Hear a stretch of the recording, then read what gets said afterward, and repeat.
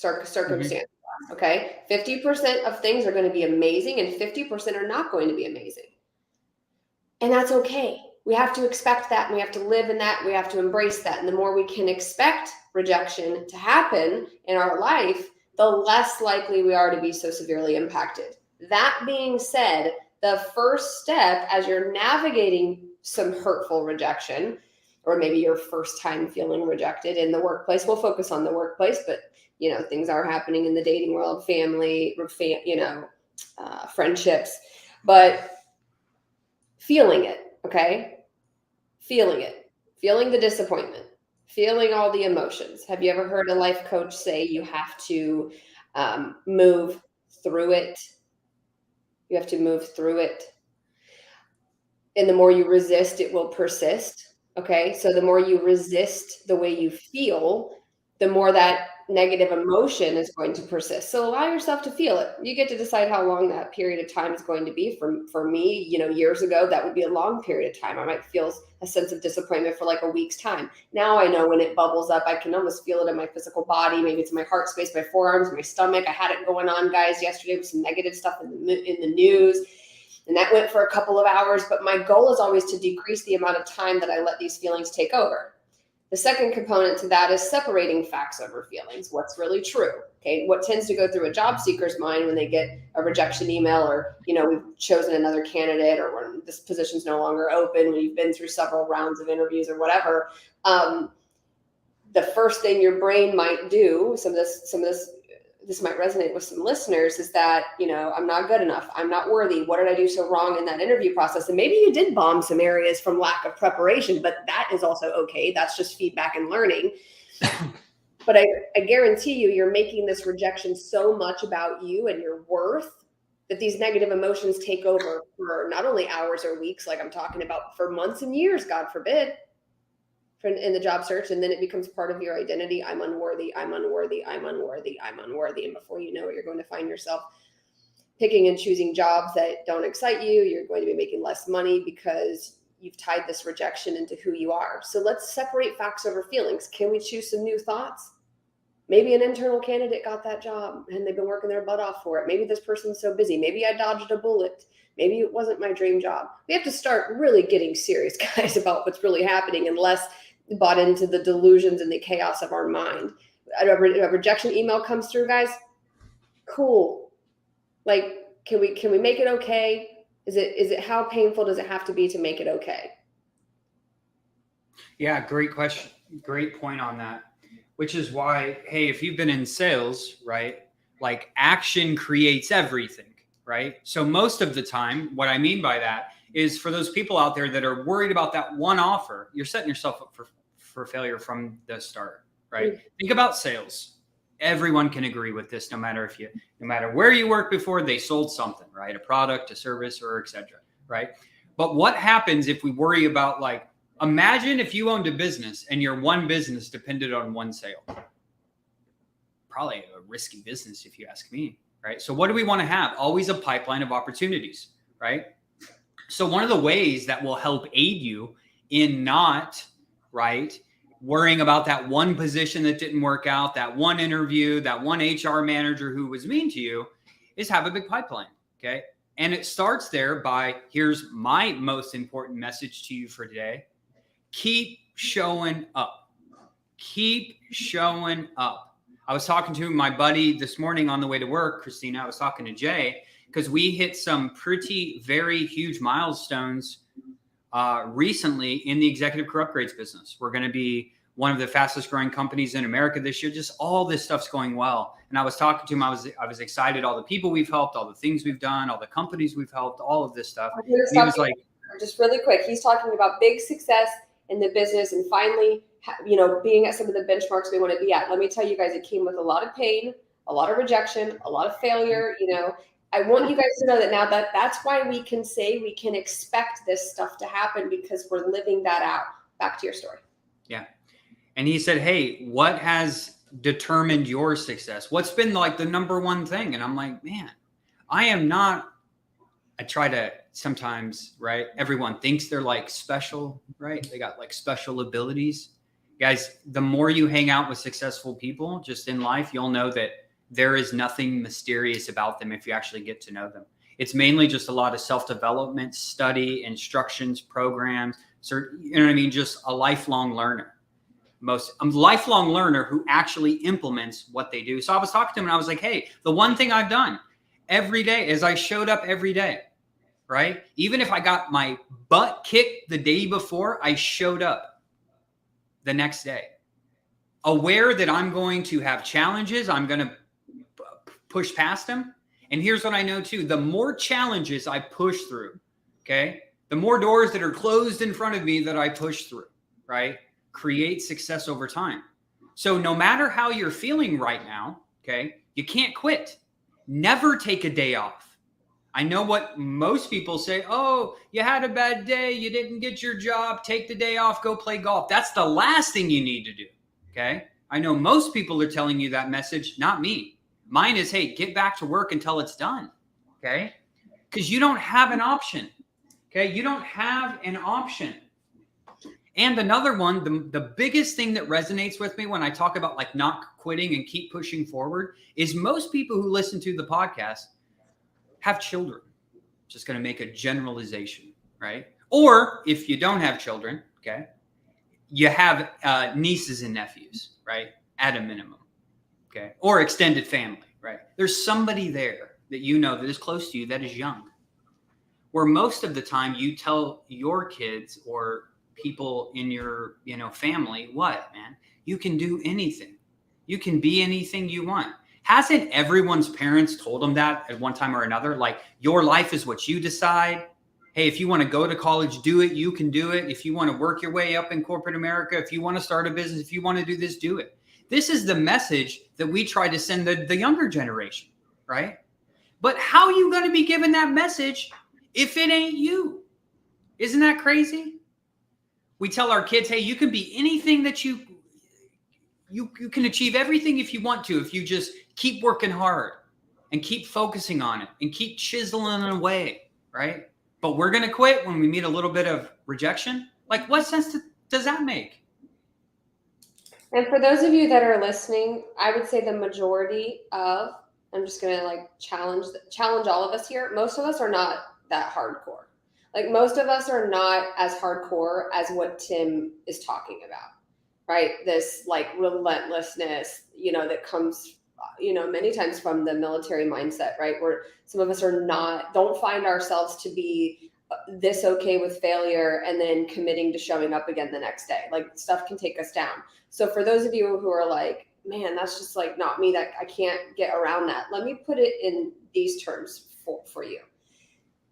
There's a quote that I love that says, the wounds of the past can only be healed by the successes of the present. So what I started putting to work is showing up like Tim is saying, but like with a gentle approach with it internally. Like, I'm just going to show up, right? And what happens when you do that, whether it's just to a new networking call, it's to send a new connection, it's to, let's just say it's something as simple as going to coffee with somebody that, has the career that you want, and they have a roadmap to that. Whatever it is, what you can do is start collecting evidence that being in action heals whatever you were feeling the day before. This formula right here never fails. This don't give up, keep showing up formula. You will feel healed and energized, and that hole in your heart starts to be filled back up with something. And then you're like, oh my gosh, I actually can understand now why I was tested in that way. It's wild, guys. So the other thing that's wild is, this takes a long time to learn, like a long time. And we still struggle with it all the time because we're just normal people too, is that controlling your mind when you're feeling this type of way, if you can learn how to do that, man, you can really unlock some magical potential in your life, because you're always going to have those things of, I don't want to work out. I don't want to go to work today. I don't want to do this project. I don't want to let this guy go. I don't want to mentor him. I know this is going to be a difficult conversation. Those are always going to come, having that, strong mindset and being able to control yourself. Cause you're right. This is my military mindset.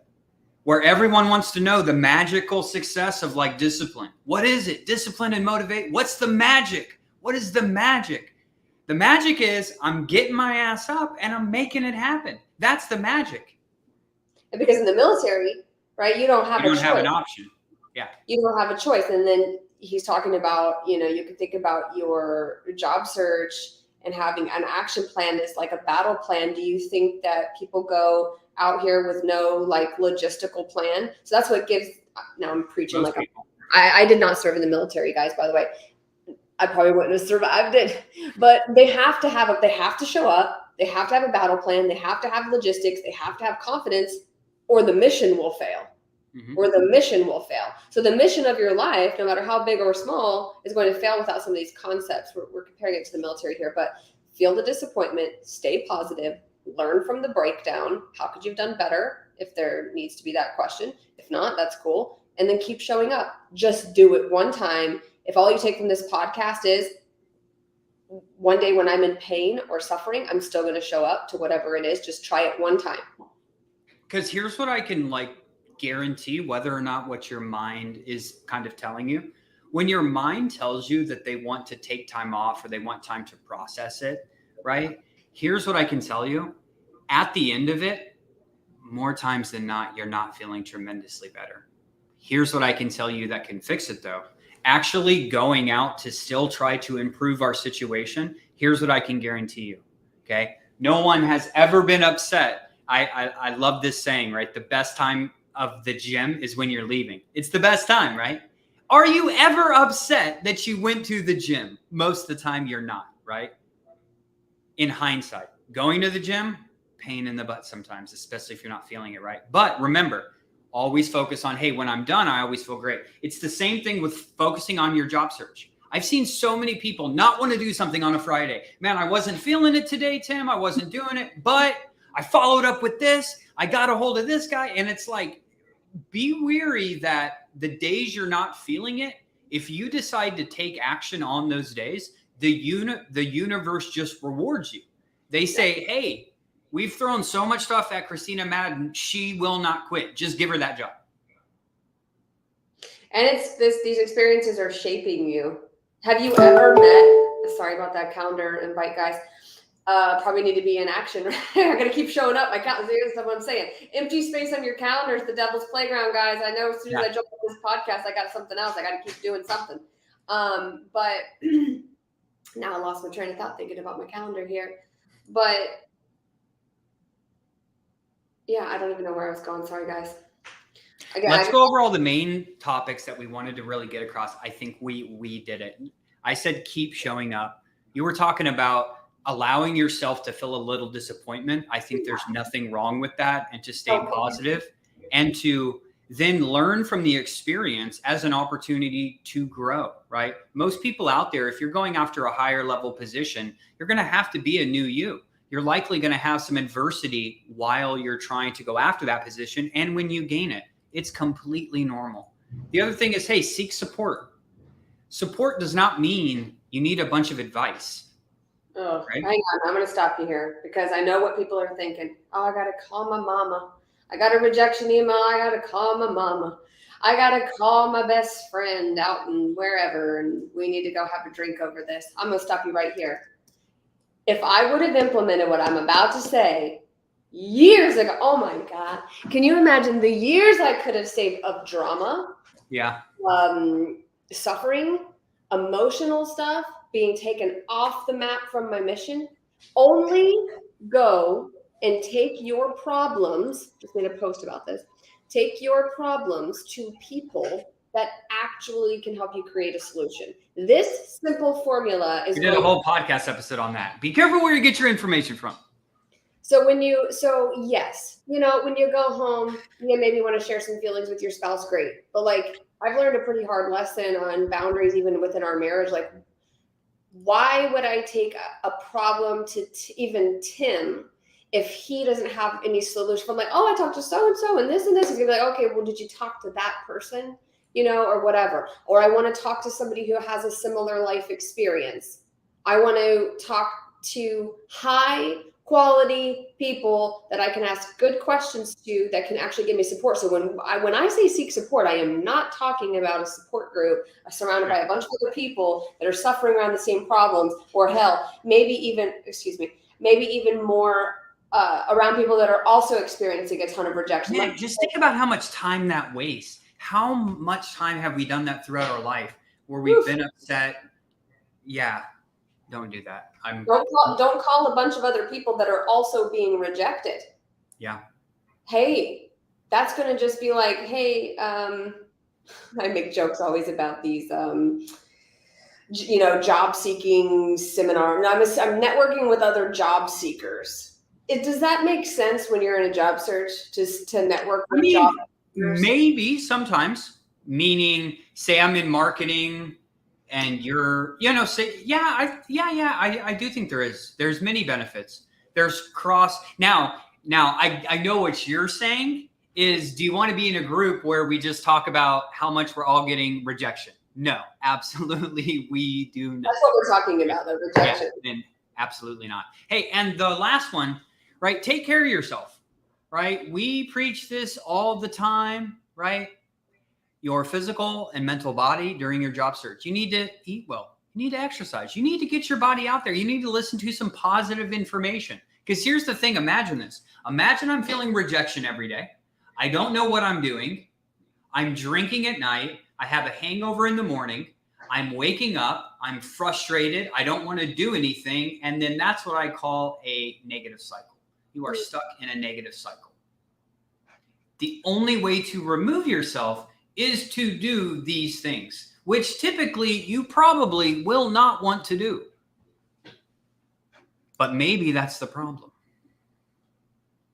My physical trainer, or what do you call it?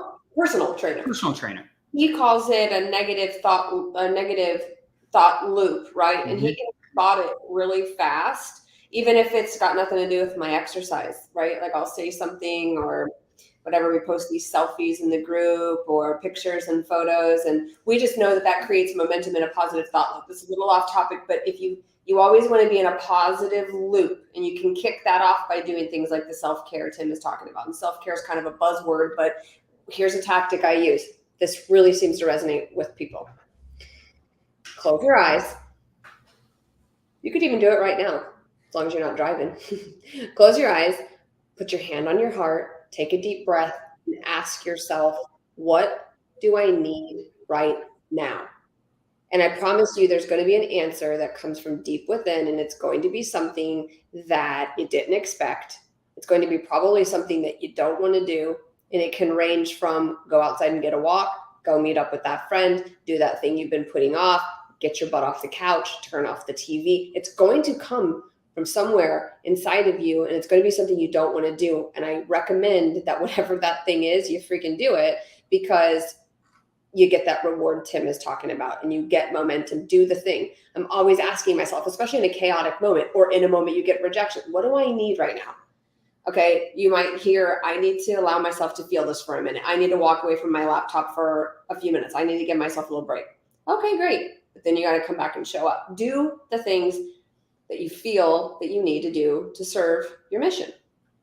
Self-care.